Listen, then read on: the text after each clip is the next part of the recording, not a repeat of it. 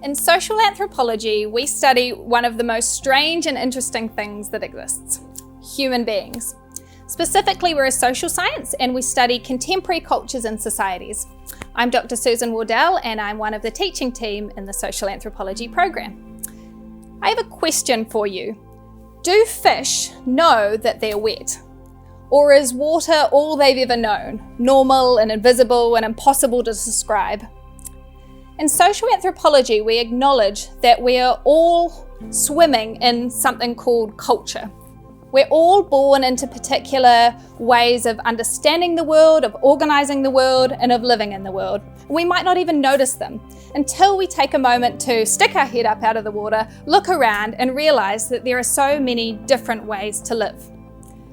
We have this little saying in our field about making the strange familiar and the familiar strange.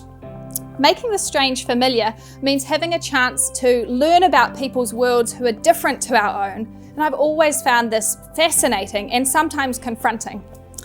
But even more transformative for me has been learning to make the familiar strange, get outside of my own head and have the tools to notice and describe the water that I'm swimming in.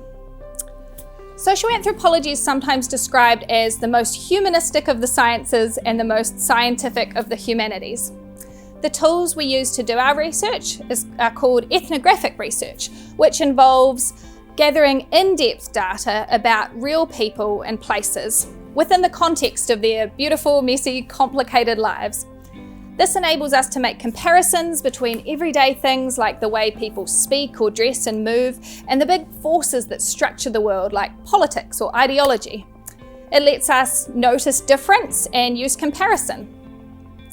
In the social anthropology program, we have a variety of papers that use this kind of thinking applied to different topics like health and reproduction, money, death, grief and ritual, religion, development, cultural politics, and lots of other things too. Our degree works really well as a double major. People like to pair it with things like law or psychology or any number of other things really.